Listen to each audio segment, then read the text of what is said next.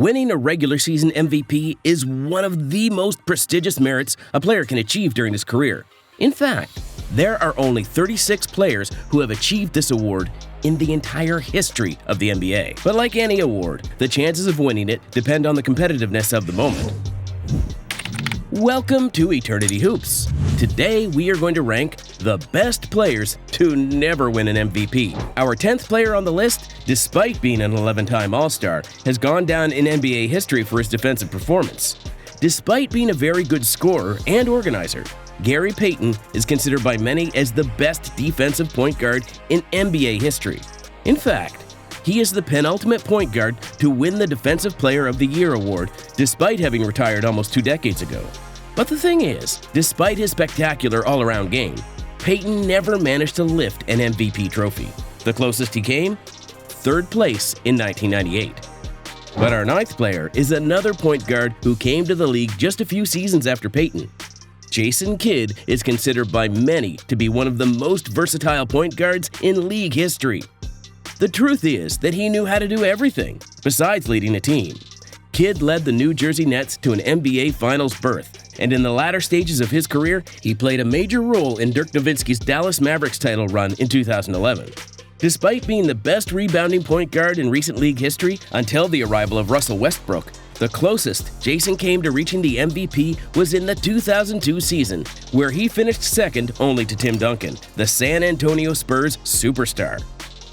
And in the 8th place, we have probably the best player in the history of the New York Knicks. Patrick Ewing was one of the most dominant centers of his era and, well, in NBA history.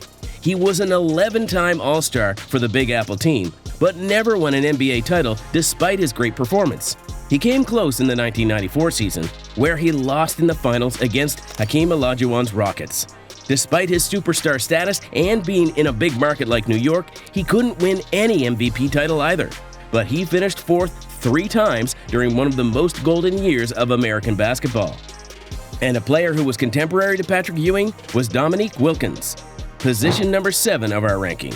Another spectacular small forward who was fortunate enough to be part of one of the most talented eras in the history of the league. Like Ewing, Dominique was an 11-time All-Star and finished his career with incredible averages of 25 points and 7 rebounds per game. But even so, he never managed to win an MVP trophy. But he came very close, as he finished second in the 1987 season, only behind His Majesty Air Jordan. An understandable decision considering that MJ averaged 37 points per game that season. Another victim of Michael Jordan's overwhelming dominance was Clyde Drexler, 6th in our ranking. He was second only to 23 in the MVP voting for the 1992 season, in which Clyde averaged 25 points, 7 rebounds, and 7 assists per game, leading Portland to a record of 57 wins and 25 losses. Probably the best player in the history of the Portland Trail Blazers, with the permission of Damian Lillard. A versatile point guard who was able to run the offense and whose skills and consistency allowed him to be an All-Star in 10 different seasons. And if there is a player whose career has been characterized by being in Jordan's shadow, it is Scottie Pippen's. Scottie is precisely the 5th player on our list of best players who couldn't win an MVP, and he has every reason to be there. In addition to the 6 NBA championships he won while being a vital piece of the Chicago Bulls, Pippen was a player capable of anything. On offense, he was the glue of a team in which he had the job of scoring and organizing to make the game easier for Michael. And on defense, he was simply one of the best defenders in NBA history at his position. His legacy has been damaged by his statements and the documentary, The Last Dance, but his contribution allowed him to finish in 3rd place for the MVP in 1994. We have to travel all the way back to 1958 to find the moment when the 4th player on our list made it to the NBA. This is Elgin Baylor, one of the most lethal perimeter players of the 1960s. Baylor did not get to be NBA MVP in a season in which he averaged 38.3 points and 18.6 rebounds per game because he coincided in time with Bill Russell. But his performances allowed him to finish second for the award in 1961 and 1963. The small forward retired without a ring to his credit after a long career with the Los Angeles Lakers, but his performances left a mark on the league that has lasted forever. And despite not winning any MVP, he managed to be an All-NBA first team in 10 different seasons. And from the oldest player on our list, we move to the youngest. Dwyane Wade was just inducted into the Hall of Fame's class of 2023 for his tremendous NBA performances and for his 3 championships. Championships that he won with the Miami Heat, making him, according to Team GM Pat Riley, the greatest player in franchise history. An electric player with unrepeatable athleticism, he was able to lead the Heat to success for more than a decade.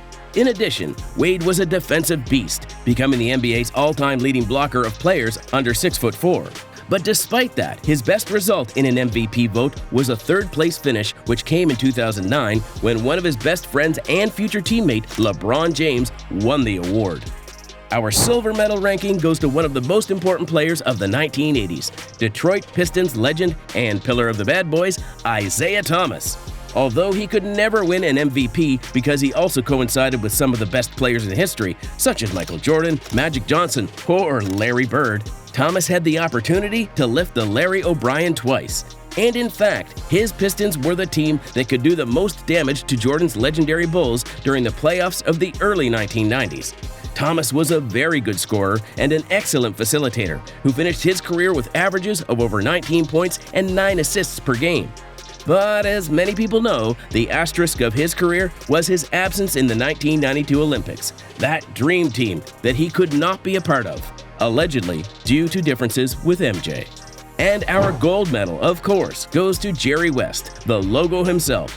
West could only get 1 ring in his career, but he had very bad luck with MVP awards. In fact, he came second on 4 occasions, 1966, 1970, 1971, and 1972. But the legendary point guard's play was extremely influential in the league because of his ability to score from long distance. A player who, in addition, was able to shoot over 80% in free throws, which was strange for the time. In his best season, Jerry averaged 31 points and 7.5 assists per game on an incredible 50% shooting from the field. Probably, if many of these players had lived in another era, they would have won an MVP award. But fortunately, or unfortunately, many of them coincided in times when getting a single MVP award was extremely difficult. What is certain is that in today's NBA, some of the best players will retire without winning an MVP. Jason Tatum or Luka Doncic are still young and can aspire to the award during their career, but other players like Jimmy Butler or Kawhi Leonard are reaching the twilight of their career without having achieved it. But what are your bets? Remember to like it if you enjoyed the video and subscribe for more NBA content.